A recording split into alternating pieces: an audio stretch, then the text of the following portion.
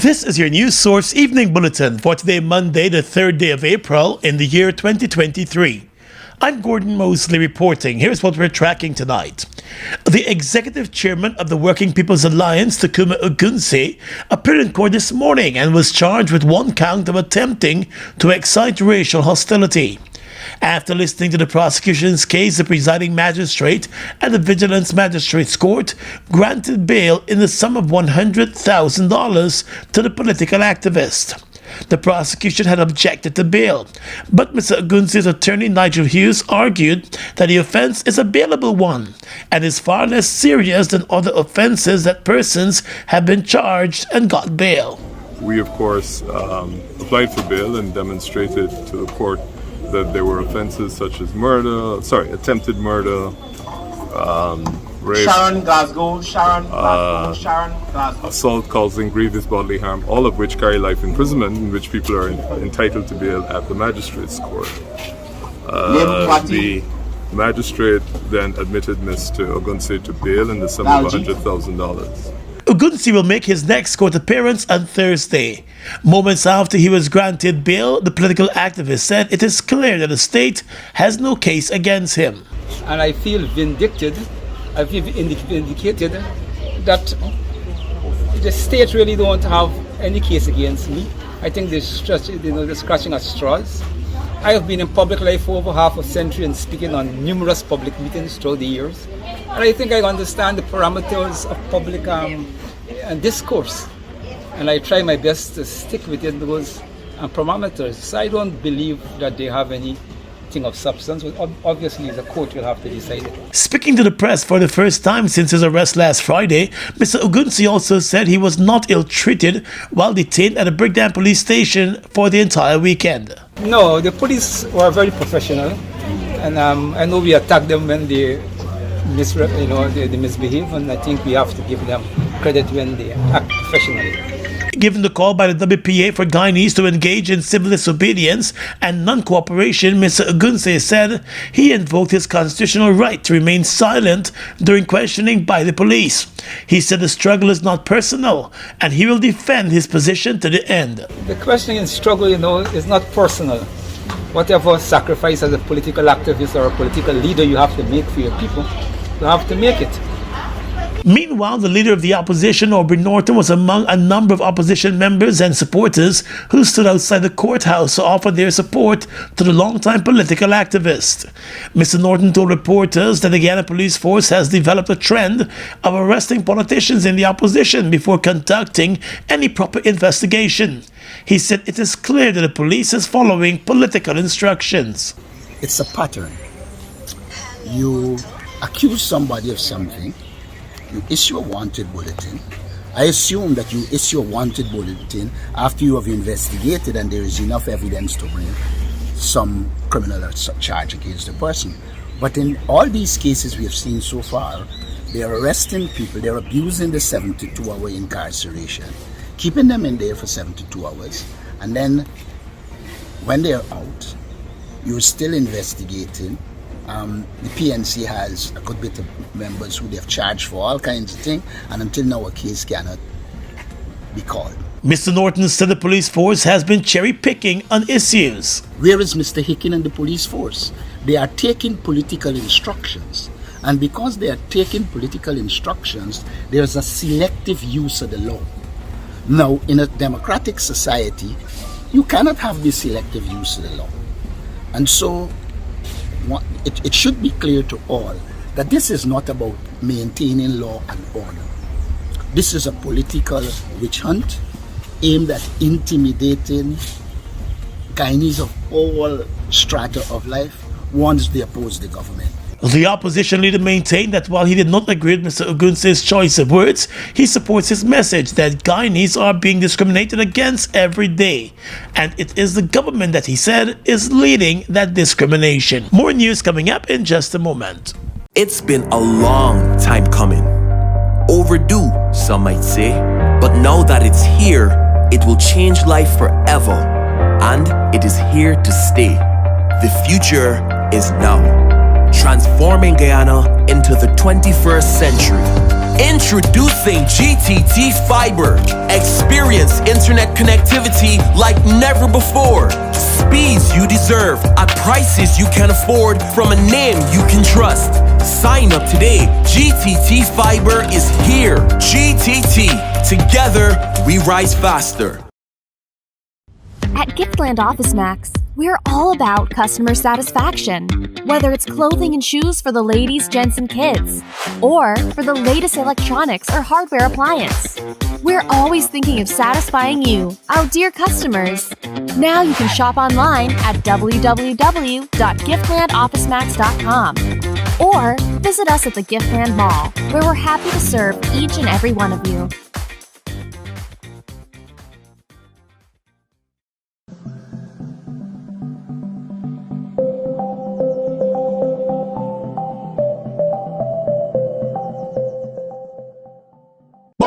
Bust the flavors. We're full of flavors.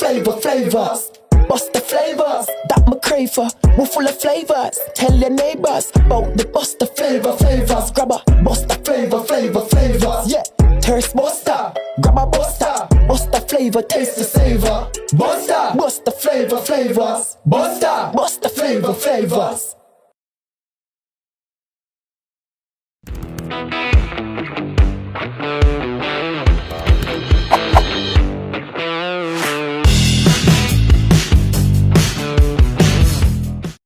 Strong and solid in countries far and wide. New India Assurance, we're standing by your side. Golden service, half a century and more. New India Assurance, our policies are secure. From the heart of India, we serve these islands.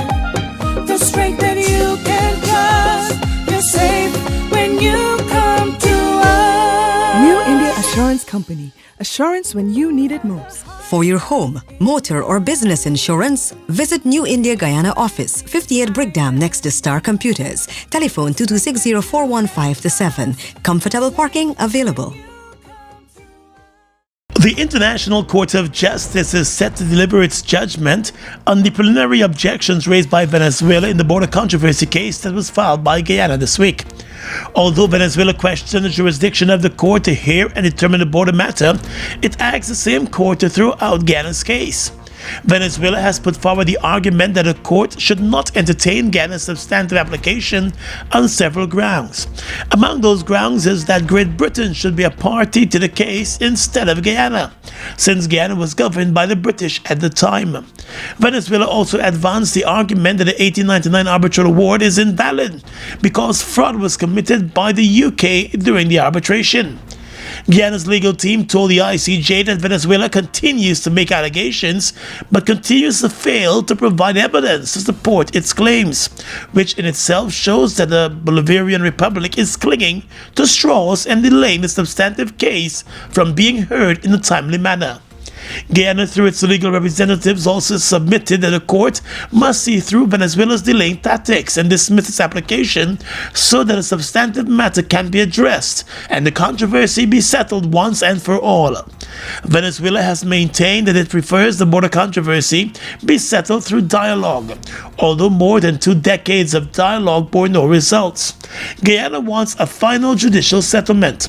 The court's decision on Venezuela's objections will be handed down on Thursday. The Ministry of Tourism, Industry and Commerce, in collaboration with its Small Business Bureau, hosted a procurement training workshop today for small businesses across the country. As part of the program, small business owners were updated on the procurement laws and processes when bidding for government contracts and other services. The training served as a guide for small business owners who have been complaining about being excluded from government contracts because of unfair competition in the sector and the process.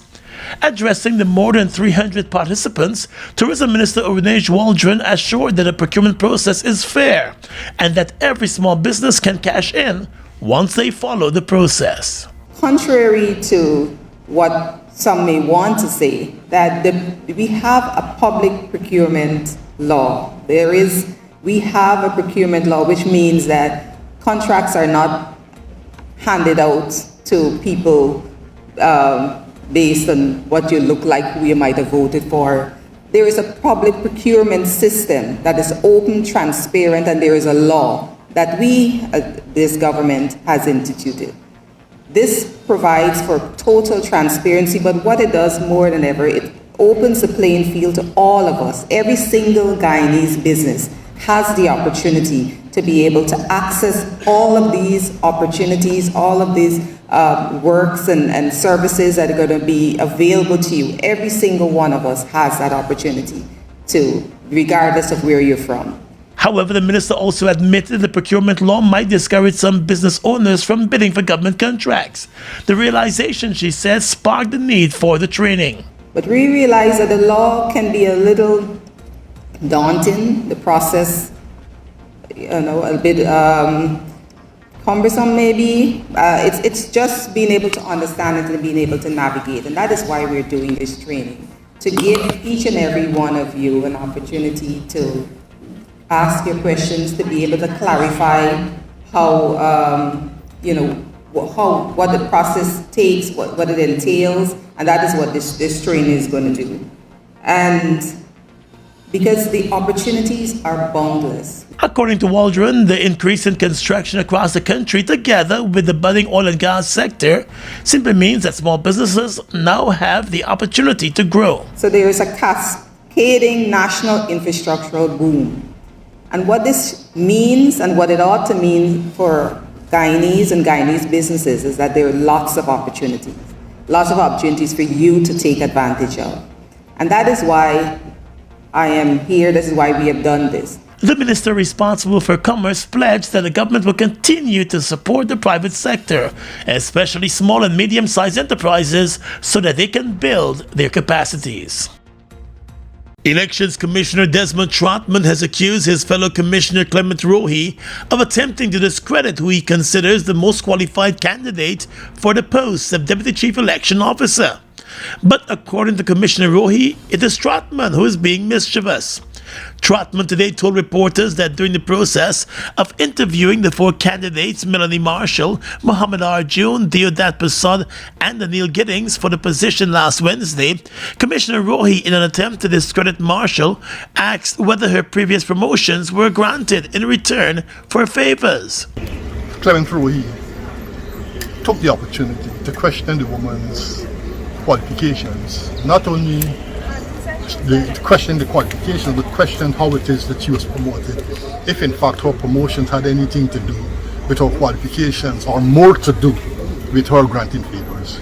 He said the questions posed by Commissioner Rohi were distasteful and out of order and were intended to besmirch Marshall's character. He said, for the record, Marshall told the commission that her promotions were based on her wealth of experience and her qualifications. But today, Commissioner Rohi told news source that Commissioner Trotman is being untruthful. He's lying. He's lying and he's making up a story. There's no truth in that. So I said that at the commission. It's in the record. So, Mr. Trotman is just being wicked and malicious and trying to stir up controversy. Mr. Rohi said the questions posed to Marshall last week were similar to those that he asked when she applied for the position of voter registration manager. Marshall got that job and currently serves as the voter registration manager at GCOM. Prior to her appointment last year, she acted in the position for more than 6 years. She has been working with the Elections Commission for more than 16 years. Commissioner Trotman said based on the requirements set out by the Elections Commission, Marshall is the only candidate qualified for the post. But Commissioner Rohi said the best candidate will be determined at the end of the evaluation process. Trotman said from all indications the three government-nominated commissioners are pushing for Mr. Giddings to be appointed a Deputy Chief Election Officer. But Trotman said he will not get the support of the opposition-nominated commissioners. I objected to it on the grounds that unless he was vindicated by an inquiry which will say that during the 2020 recounting exercise, during the 2020 tabulation of the votes, his removal of the server from the computer wasn't one of criminal intent. And I said, as a result of that, I'm reiterating my position that unless there's been a vindication of you by a commission, by some export or exports, I will not approve of you being promoted. The Elections Commission is scheduled to meet tomorrow to initiate the evaluation process. The last Deputy Chief Election Officer was Roxanne Myers. Her service was terminated in August of 2021 after facing a number of fraud-related charges linked to the last elections. She has denied all of the allegations leveled against her. Trace Management, Structure, and Cashmere Rosé presents Sundress Soiree, Champagne and Cocktail Event, Saturday, April 8th at Everest Cricket Ground. Contribution $8,000. This is a day into night event. Doors open from 3 p.m. to 1 a.m. Free. Cocktail hour, 3 p.m. to 4 p.m. Sundress Soiree. You know the vibes.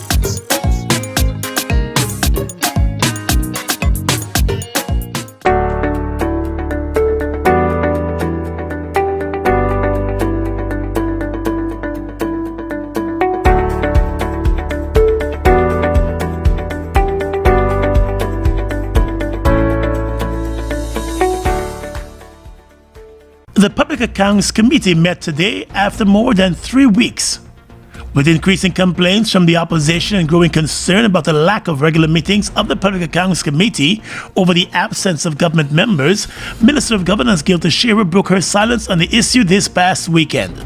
She indicated that the current Public Accounts Committee is getting more work done when compared to the previous PAC. In a statement, the Shearer, who is also a member of the Public Accounts Committee, said since December of 2020, the Public Accounts Committee has met 51 times, which is already more times than the committee for last Parliament met in total. She also dismissed complaints about the government's decision to change the quorum for hosting PAC meetings and the impact the change is having. Teixeira said it should not be taken lightly that the Public Accounts Committee in the current Parliament has a heavier agenda than both the 10th and 11th Parliaments. She said the current Public Accounts Committee had to finalize the work done in the last Parliament as well as address the annual audited reports of the years 2017, 2018 and 2019, which were tabled at the end of 2020 due to the no confidence motion. The minister also dismissed the view that the government's constant absence from the PAC meetings, forcing those cancellations, is to slow down the work of the committee. She said that is far from the truth. Last Friday, the Alliance for Change indicated that it intends to write to the Commonwealth Parliamentary Association over the issue. Although the committee met today, the chairman of the Public Accounts Committee, Jermaine Figuera of the APNU, has repeatedly complained about the slow pace of work of the committee. Mayor of Georgetown, Ubraj Narain, has announced that he will not be running for a city council seat in the upcoming local elections, as he has already served 5 years on the council.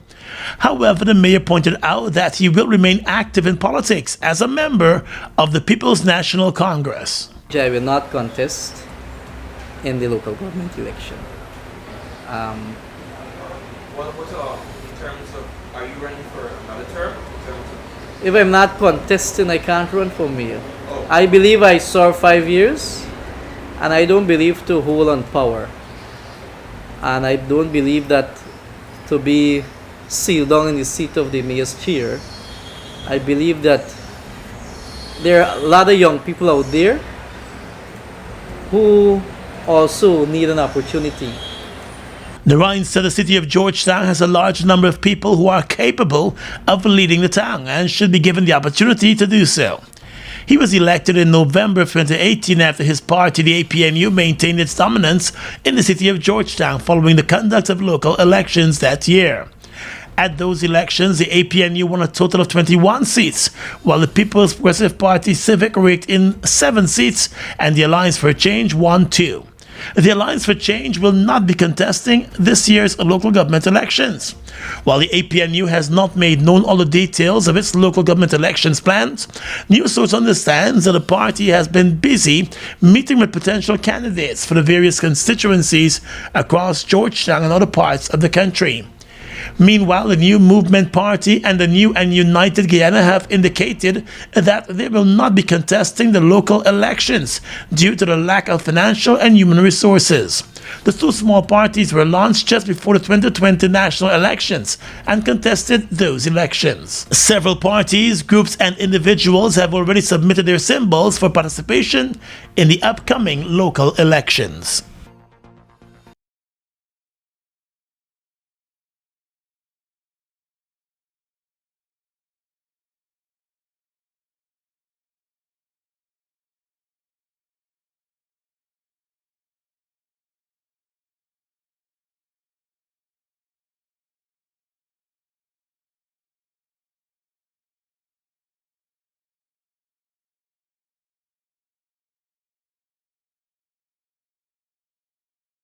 Food Max Supermarket, located on the ground floor at the Giftland Mall, is your one-stop shop for all your grocery needs. We stock a variety of imported frozen meat and food products, fresh produce, and pet supplies, freshly made bread. Rotisserie chicken and patties are also available daily. Shop in comfort today at Food Max and let our courteous staff assist you in satisfying your shopping needs. Food Max, the fresh food specialist. It's one of your biggest goals, getting your own home, where memories are made, where happiness lives. You may feel that home ownership or renovation is beyond your reach, but we at Republic want you to know that there's always a way. Ask us about our suite of mortgages. Let's help make your housing wishes come true. Or advise on how the equity in your existing home can finance other dreams and goals. Call or go online to learn more. Look who's in the mix now. The new Buster Soda Water. 0 calories, 0 sugar, 0 artificial flavors. 100% refreshing. Taste Buster Soda Water today. Buster Soda Water. Now available for only $120. Fuel it up and drive, super 95. Tune up. Fuel it up and drive, super 95. Tune up. Protect your fuel system, boy. High mileage and performance, boy. Guy Oil Super 95 gasoline gives you more reasons to drive and is available at 56 service stations nationwide. For affordable price, high performance, and high mileage, choose Guy Oil's Super 95 gasoline. Fuel it up and drive.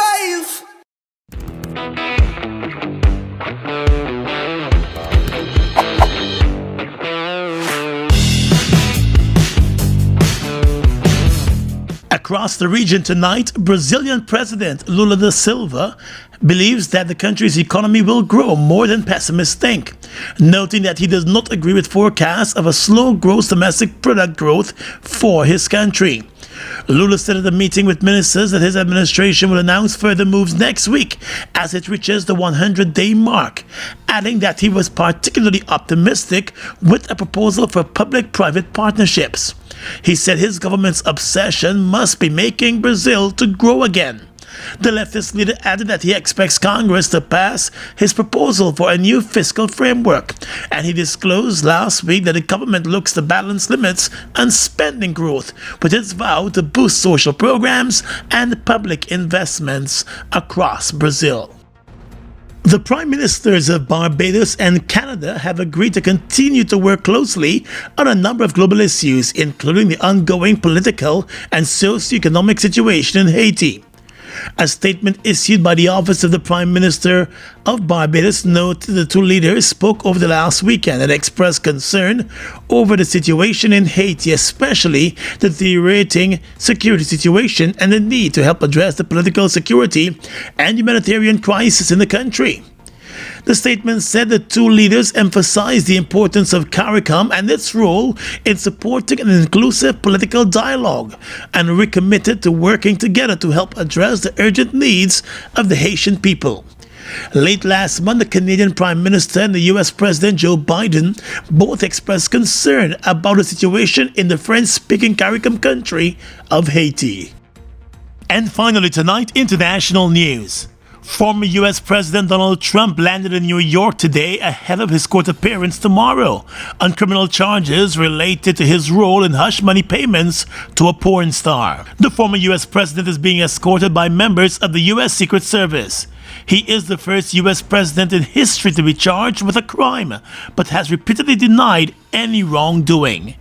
Mr. Trump flew into New York's LaGuardia Airport aboard his private Boeing 757 aircraft and is expected to spend the rest of tonight inside his former New York home with his legal advisors.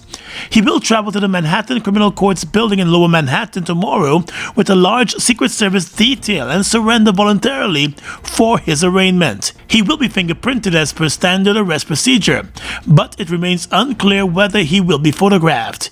He will then appear before a judge who will read the indictment, the set of charges to him. His lawyers have already said he will plead not guilty. Mr. Trump faces at least one felony charge over falsifying business records, U.S. media have reported. Other reports suggest that there are approximately 30 counts in the indictment. And that's your News Source Evening Bulletin for tonight. I'm Gordon Mosley reporting and encouraging you to stay safe.